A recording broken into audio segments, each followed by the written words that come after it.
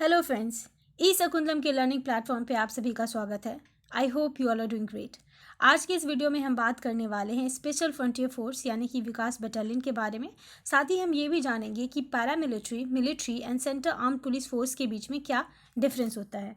तो चलिए शुरुआत करते हैं। शुरुआत करने से पहले मैं आपको बताना चाहूँगी कि मेंस पॉइंट ऑफ व्यू से ये टॉपिक इंपॉर्टेंट नहीं है, but prelims point of view से यानी स्पेशली जो लोग 64 बीपीएससी का इंटरव्यू दे रहे हैं उनके लिए ये जानना बहुत ही ज़रूरी है कि स्पेशल फ्रंटियर फोर्स क्या है। तो सबसे पहले हम समझते हैं कि ये न्यूज़ में क्यों है। तो जैसा कि आप सभी को ज्ञात होगा कि 29 एंड 13 अगस्त को भारतीय और चीनी सेना के बीच में जो है वो कशमकश हुई थी, एक झड़प हुई थी। वहाँ पे जो पैंगोंग शो लेक है वहाँ पे जो यथास्थिति उसको बदलने की जो है वो चीनी सेना की कोशिश थी, जिसको भारतीय सेना के द्वारा जो है वो विफल कर दिया गया। और इसको विफल करने में स्पेशल फ्रंटियर फोर्स का बहुत ही बड़ा योगदान रहा। और सिंस अर्ली जून ऐसा पहली बार ही हुआ है कि Indian army and special frontier force जो है फिंगर फोर्ट पे वापस से अपना पोजीशन जो है वो गेन कर ली है। तो इस तरह से स्पेशल फ्रंटियर फोर्स यानी कि विकास बटालियन जो है वो न्यूज़ में आया है। तो सबसे पहले हम इसके इतिहास पे एक नज़र देते हैं। तो सन 1962 इंडो सीनो इंडिया वॉर यानी कि इंडिया और चाइना के बीच में वॉर हुआ था। उसके बाद इस फोर्स का जो है वो गठन हुआ था 14 नवंबर 1962 को। किसके एडवाइस पे? उस टाइम आईबी के चीफ थे भोलानाथ म्यूलिक। उन्होंने तब के प्राइम मिनिस्टर को एडवाइस दिया था कि हमें इस तरह का एक फोर्स बनाना चाहिए जो ग्यूरिला वॉर जो वॉरफेयर जो होता है, जो टैक्टिक होता है, जो छुप के जो वॉर करते हैं, एक तरह से कोवर्ट ऑपरेशन अगेंस्ट चाइनीज़ कर सके। तो इसको उस टाइम पे जो है अप्रूवल दिया गया था इसके फॉर्मेशन को। आईबी के साथ साथ यहाँ पे सीआईए यानी कि सेंट्रल इंटेलिजेंस एजेंसी जो कि यूनाइटेड स्टेट्स ऑफ अमेरिका की फॉरेन इंटेलिजेंस सर्विस है उसका भी यहाँ पे हाथ था। ड्यूरिंग 1950s सीआईए और आईबी जो है मुस्तांग बेस, ये नेपाल में है, यहाँ पे ये बेस बनाई थी जहाँ पे ये जो टिबेटियंस हैं, क्योंकि तिब्बत पे चाइना ने आक्रमण कर दिया था ना, उसको अपने कब्जे में ले लिया था। तो जो टिबेटियंस थे वो अपनी आज़ादी की लड़ाई लड़ रहे थे। तो उनको जो लोग अपने लिए अलग आज़ाद तिब्बत चाहते थे उन लोगों को उन लोगों ने रिक्रूट किया और उन लोगों को ट्रेनिंग देते थे यहाँ मुस्तांग बेस पे। ये जो मुस्तांग रेबल्स थे विद्रोही, यही जो है वो 14 दलाई लामा को safely from Tibet to India जो है वो पास करवाए थे इन 1959 तिब्बत अपराइजिंग के टाइम पे। और दलाई लामा के इंडिया में आने के बाद ही जो है वो 1962 का ये वॉर हुआ था। तो इनका जो हिस्ट्री है ये तब से है, ये तब से तिब्बत के फ्रीडम के लिए जो है वो संघर्ष कर रहे हैं। इनको जो है वो इस्टेब्लिशमेंट 22 या फिर 22 जस्ट 22 भी कहा जाता है। क्यों? क्योंकि इनके जो फर्स्ट इंस्पेक्टर थे general major general Sujan Singh Uban, उनके नाम पे इस पूरे के पूरे स्पेशल फ्रंटियर फोर्स को एस्टैब्लिशमेंट 22 भी कहा जाता है। और ये जो मेजर जनरल सुजन सिंह उबान थे, इन्होंने कमांड किया था 22nd माउंटेन डिवीजन यूरोप में ड्यूरिंग वर्ल्ड वॉर 2। और जो ब्रिटिश इंडियन आर्मी थी उसमें ये बहुत ही बड़े लेजेंडरी फिगर थे, तो उन्हीं के नाम पे इसको एस्टैब्लिशमेंट 22 भी कहा जाता है। तो यहाँ से हमें क्या क्या देखने को मिलता है? बहुत सारे नाम, स्पेशल फ्रंटियर फोर्स, विकास बटालियन, एस्टैब्लिशमेंट 22। तो ये सब हमें याद रखना है। फाइन।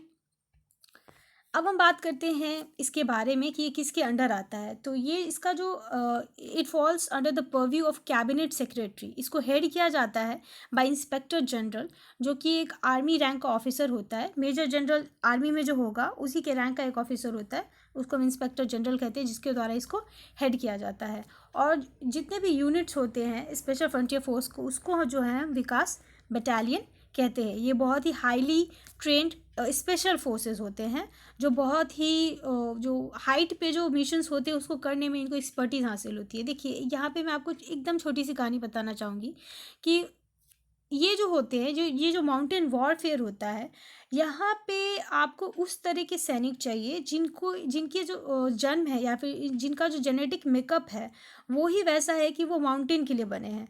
फॉर एग्जांपल जैसे कि गोरखास हो गए या फिर लद्दाखी स्काउट हो गए, ये सब जो है ये माउंटेन्स में ही पले बड़े हैं। तो इनको कभी भी एक्सपेक्सिया नहीं होगा, यानी कि ऑक्सीजन की कमी माउंटेन चढ़ने पे। आप और हम, क्योंकि we live in a very flat plane, तो अगर हम माउंटेन में जाएंगे तो हमें वहाँ पे अडेप्ट होने में टाइम लगेगा। बट जो लोग माउंटेन में जन्मे हैं, जिन्हें आदत है, they are very good in it. तो जो माउंटेन वॉरफेयर होता है वहाँ पे इन लोगों की रिक्रूटमेंट ज़्यादा होती है, जैसे कि लद्दाख स्काउट या फिर गोरखास, लाइक दैट।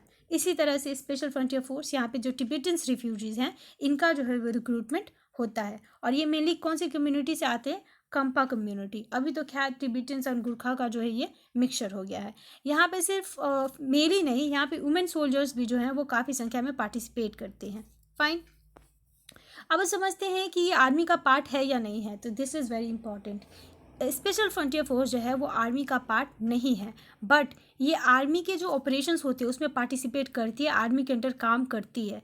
इनका जो है ये अपना रैंक स्ट्रक्चर होता है, इनका अपना खुद का ट्रेनिंग होता है, और इनका जो ये जो है मेनली उत्तराखंड के चक्राता में बेस है। और इनका जो सुपरविजन है पहले आईबी करती थी, क्योंकि आईबी के एडवाइस पे ये बना था, बट लेटर ऑन इसको रिसर्च एंड एनालिसिस विंग यानी कि raw, India's external intelligence agency, उसके अंडर जो है इसको डाल दिया गया। तो देखिए आईबी जो है जो इंटरनल इंटेलिजेंस का काम करती है, देश के अंदर जो खुफिया जानकारी होती है, और जो रॉ होती है वो एक्सटर्नल इंटेलिजेंस एजेंसी है, मतलब देश के बाहर। फाइन। और ये इंडियन आर्मी का पार्ट नहीं है, बट जब इंडियन आर्मी के जो ऑपरेशंस होते हैं उसमें ये पार्टिसिपेट करती है, इंडियन आर्मी के अंडर जो है ये काम करती है from time to time. Okay, अगर हम इनके योगदान की बात करें, मेजर ऑपरेशंस जहाँ पे स्पेशल फ्रंटियर फोर्स का योगदान रहा है, तो ऑपरेशन ईगल, जब 1971 में पाकिस्तान के साथ इंडिया का वॉर हुआ था बांग्लादेश को बनाने के लिए, उस टाइम पे।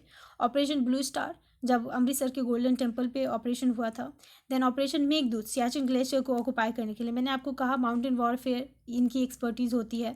देन ऑपरेशन विजय, जब करगिल वॉर हुआ, यहाँ पे भी हाइट। तो इस तरह की सिचुएशन में जहाँ पे इनको because of their genetic makeup they are very good, they are very efficient. Okay, operation eagle में जो है इन्होंने बहुत ही अच्छा रोल अदा किया था। चिटागोंग हिल ट्रैक, अगेन हिल, जैसा मैंने आपको कहा, ये लोग हाइट पे अच्छे से सूट करते हैं, तो इनका ये योगदान बहुत ही सराहनीय रहा है। एक क्रिटिसिज्म जो होता है वो ये कि 1965 में CIA का एक ऑपरेशन था। ये लोग न्यूक्लियर पावर डिवाइस जो है वो नंदा देवी जो माउंटेन है उत्तराखंड में, वहाँ पे डालना चाहते थे, ताकि चाइना का जो जितना भी न्यूक्लियर वेपन है उसको ये मॉनिटर कर सके, उसके जो न्यूक्लियर वेपन के जो टेस्ट है उसको मॉनिटर कर सके। However because of any reason ये जो मिशन था इसको अबैंडन करना पड़ा, इसको छोड़ना पड़ा, क्योंकि जो न्यूक्लियर पावर डिवाइस था वो लॉस हो गया माउंटेन में ही कहीं। और ये 1978 में जो मीडिया में रिपोर्ट्स आई उसके बाद इंडियन गवर्नमेंट ने माना कि इस तरह का इन्वॉल्वमेंट था इनका इस मिशन में। एक लौता इसका क्रिटिसिज्म यही है। अब हम समझ लेते हैं कि paramilitary, military and centre arm police force में क्या डिफरेंस है। तो देखिए, एज अ कॉमन सिटीजन हमें तो लगता है जो भी आर्मी का यूनिफॉर्म पहना है सब लोग मिलिट्री को बिलोंग करते हैं, बट ऐसा होता नहीं है। ठीक है, paramilitary is different, military is different and central arm police force is different.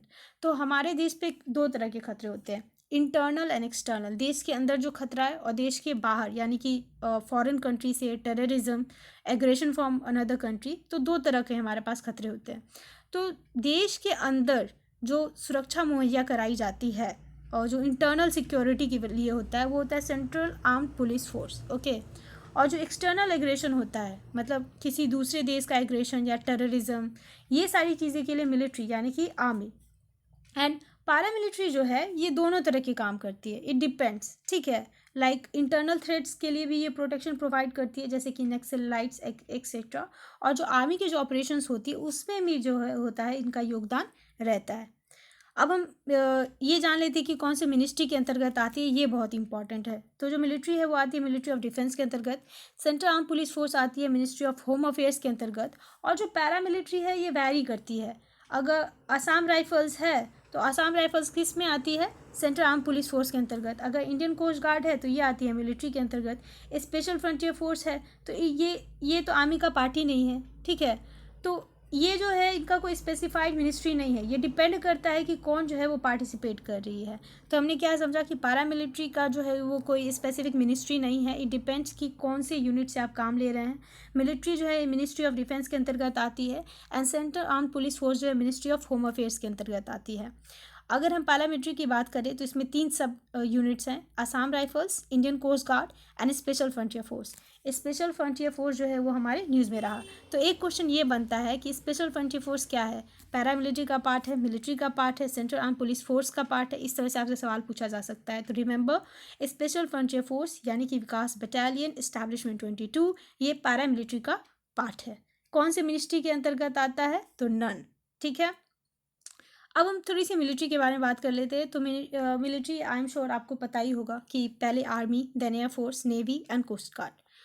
अब अगर हम सेंट्रल आर्म पुलिस फोर्स के बारे में बात करें तो ये बहुत प्रकार के होते हैं। तो सबसे पहले हम देखते हैं आसाम राइफल्स के बारे में। तो आसाम राइफल जो है वो 1835 में बनी थी, one of the earliest wing है। और इनका जो मेन काम है वो वही है, मतलब जो भी पीस कीपिंग जो फोर्सेस होते हैं उसमें इनका बहुत ही ज़्यादा योगदान रहा था। जैसे कि अगर श्रीलंका के बारे में हम बात करें, वहाँ पे जो ऑपरेशन पवन था, वहाँ पे इन्होंने बहुत ही अच्छा योगदान दिया था। और ख़ास करके इनका जो रोल है नॉर्थ ईस्टर्न एरियाज़ ऑफ जो इंडिया है, वहाँ पे ये पीस शांति स्थापित करने में इनका योगदान रहता है। अगर हम बॉर्डर सिक्योरिटी फोर्स यानी कि बीएसएफ की बात करें तो इनका जो इस्टेब्लिशमेंट है वो हुआ था इन द ईयर 1965। और बीएसएफ का air wing, marine wing, artillery regiment, commando unit रहता है। और ये जो है ये मेनली जो है ये प्रोटेक्ट करते हैं बॉर्डर्स को, पाकिस्तान और बांग्लादेश के साथ जो हमारी बॉर्डर लगती है उसको ये प्रोटेक्ट करते हैं, बॉर्डर सिक्योरिटी फोर्स बीएसएफ। अब हम बात करते हैं सेंट्रल इंडस्ट्रियल सिक्योरिटी फोर्स। इसका जो इस्टेब्लिशमेंट हुआ था वो 1969 में हुआ था।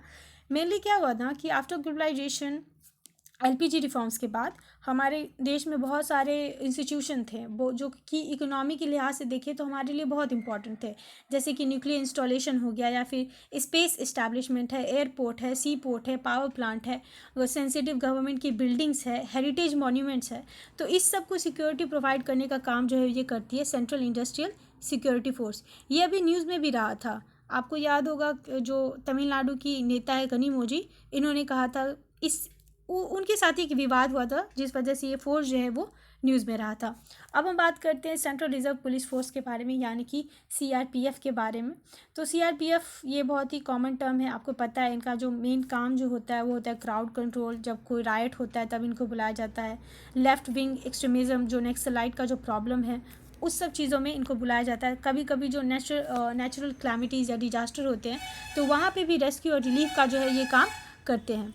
अगर हम Indo Tibetan border police force के बारे में बात करें तो नाम से ही जाहिर है कि इंडो चाइना बॉर्डर का जो है ये रखवाली करती है। साथ ही साथ अरुणाचल प्रदेश का एरिया, यहाँ पे इनकी पोस्टिंग होती है। ये स्पेशलाइज माउंटेन फोर्स है, ठीक है। अब हम बात करते हैं नेशनल सिक्योरिटी गार्ड यानी कि एनएसजी के बारे में। तो एनएसजी का जो फॉर्मेशन है ना वो हुआ था ऑपरेशन ब्लू स्टार के बाद, स्पेशली जब इंदिरा गांधी का जो असैसिनेशन हो गया था उसके बाद जो है 1986 में जो है इसको by an act of parliament बनाया गया था। और इनका जो टास्क ओरिएंटेड ये फोर्स है, जो टास्क मिलता है उसके हिसाब से ये काम करती है, ठीक है। अब हम बात करते हैं सशस्त्र सीमा बल के बारे में। इनका क्या काम होता है। तो सशस्त्र सीमा बल जो है मेनली जो इनका काम है कि जो भी बॉर्डर सिक्योरिटी है उसको प्रोवाइड करना। जैसे कि जो भी बॉर्डर, इंटरनेशनल बॉर्डर से रिलेटेड जितने भी स्टेट्स हैं, जैसे कि उत्तराखंड, यूपी, बिहार, वेस्ट बंगाल, सिक्किम, असम और अरुणाचल प्रदेश, इस यहाँ पे ये जो सशस्त्र सीमा बल है वो रखवाली करती है। तो इस तरह से हमने देख लिया कि सेंट्रल आर्म पुलिस फोर्स के कितने प्रकार होते हैं। Assam rifle, BSF, CISF, CRPF, ITBP, NSG and SSP. Okay. तो एक और चीज़ जो मिलिट्री के बारे में हम जान लें, जो ब्रिटिश आर्मी थी हमारी, वही आगे चल के आफ्टर इंडिपेंडेंस हमें मिली एज अ मिलिट्री। ये जो सेंट्रल इंडस्ट्रियल सिक्योरिटी फोर्स है ये सबसे बड़ा लार्जेस्ट इंडस्ट्रियल सिक्योरिटी फोर्स है। बहुत ही बड़ा इनका ये है। ये एक और वजह से न्यूज़ में थी क्योंकि इनका जो रिटायरमेंट जो एज है वो फिक्स किया गया था बाय होम मिनिस्ट्री कि 60 साल की एज पे जो है ये रिटायर करेंगे। तो इसकी वजह से ये न्यूज़ में भी रहा था। तो this was end of this video friends. I hope you find this video informative. आपको ये वीडियो कैसा लगा कमेंट में लिख के ज़रूर बताएं। चैनल को सब्सक्राइब करें, इस वीडियो को लाइक करें, ज़्यादा से ज़्यादा शेयर करें। Thank you friends, happy learning.